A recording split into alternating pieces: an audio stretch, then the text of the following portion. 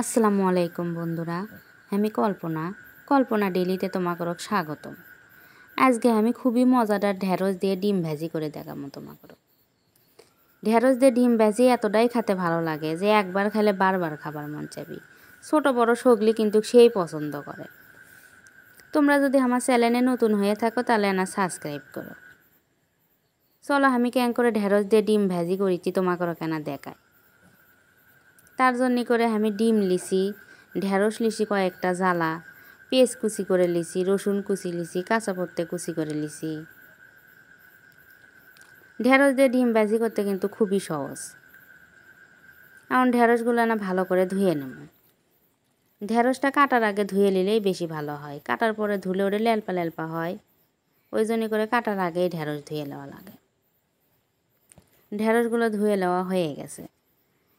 এখন বটি দিয়ে বোটাগুলো কাটেলি। ঢেঁড়সটা আবার আমি ভাপ দেনে মতো ওই জন্য বোটা কাটেলি এই ভাপ দেনে। ভিনেগার দিয়ে ভাপ দিলে তাড়াতাড়ি সিদ্ধ হয়ে যাবে। দেখো ঢেঁড়সগুলো আমি কাটে লিছি। এখন কড়াই হতে আন্দাজ করে পানি দেব। পানিটা আবার বলক তুলে নেওয়া লাগবে। ঢাকে দিয়ে জাল দিয়ে বলক তুলে নি। পানির বলক তুলে নেওয়া হয়ে গেছে। এর মধ্যে অল্পেশানা লবণ দেবো, অল্পেশানা ভিনেগার দেন, দিয়ে আবার পানির বলক তুলে নেব। ঢেঁড়সটা আবার বলক তোলা পানির মধ্যেই দেওয়া লাগবে। দিয়ে 2-1 মিনিট জাল দিয়ে ভাপ দিয়ে নেব। আবার একবারে বেশিও ভাপ দিয়ে নেব না, তখন আবার কুচি করে কাটা যাবে না। ভাপ দিয়ে ঠান্ডা করে নেওয়া হয়ে গেছে ঢেঁড়সটা। এখন ঢেঁড়সটা আমি কুচি করে কাটে নিচ্ছি। দেখো আমি কেন করে কুচি করিচ্ছি, একবারে বেশি মোটাও করিচ্ছি না, বেশি পাতলাও করিচ্ছি না। ইনকে করে কুচি করলে তাহলে ঢেঁড়সটা তাড়াতাড়ি নরমও হয়, খেতেও ভালো লাগে। এখন আমি সবগুলো ঢেঁড়স ইনকে করে কুচি করে দিচ্ছি। ঢেঁড়স কুচি করে নেওয়া হয়ে গেছে। এখন ডিমগুলো ভেঙে নিই। আজকে আবার আমি হাঁসের ডিমই লিছি, বাড়ির হাঁসের ডিম তো, ওই জন্য হাঁসের ডিমই নিন। আমার আবার ডিম সবসময় বাড়ির থাকেই, হয় হাঁসের না হলে মুরগির। বাড়িতে হাঁস মুরগি পালা হয়, ওই জন্য ডিম সবসময় থাকে। এর মধ্যে এখন কাঁচা পত্তে কুচি নিন, রসুন কুচি নিন, পেঁয়াজ কুচি নিন, লবণ, 1 চিমটি হলদি দিন, 1 চিমটি জিরের গুঁড়ো, 1 চিমটি ধনের গুঁড়ো দিয়ে ভালো করে চামচ দিয়ে ফেটে নেব। ডিমও তো আবার হলুদ দিলেও হয়, না দিলেও হয়, তা আমি আবার হলদি দিয়েই ভাজি। না দিলে আমার কাছে মনে হয় সাদা সাদা লাগে, ওটা আর খেতে বেশি ভালো লাগে না। ডিমগুলো ফেটে নেওয়া হয়ে গেছে। এখন ঢেঁড়সের মধ্যে ঢেলে দেব।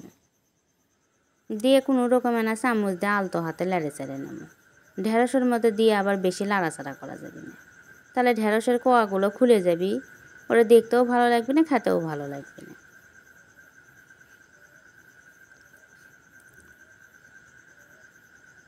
ঢেঁড়সের মধ্যে ডিমগুলো দিয়ে ফেটে নেওয়া হয়ে গেছে। এইদিকে আমি কড়াইয়ের তেলটা গরম করে লিছি। এর মধ্যে এখন ঢেঁড়স আর ডিমগুলো ঢেলে দেন। তোমরা অনেকেই কও যে আমার কড়াইয়ত লেগে ধরে, তো কড়াইটা যদি বেশি করে তাতে নেওয়া যায় তাহলে আর বেশি করে লেগে ধরবি না।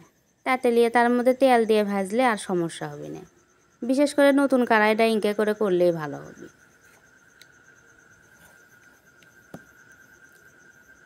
ডিমগুলো আবার আমি উল্টে দেওয়ার সময়ই ঝুড়ো ঝুড়ো করে নেব। ঢেঁড়স দিয়ে ডিম ভাজি আবার ঝুড়ো করে ভাজি করলেই বেশি ভালো লাগে খেতে। যতটা পারি ততটাই ঝুড়ো করে নেব। এক করে লাল লাল করে ভেজে লওয়া লাগবে। লাল লাল করে ভেজে নিলেই খেতে বেশি ভালো লাগে। লাল লাল করে ভেজে লওয়া হয়ে গেছে। এখন বাটির তুলে তোমাকে দেখাই। এর উপর আবার লেবু চিপে দিয়ে খেতে কিন্তু খুবই ভালো লাগে।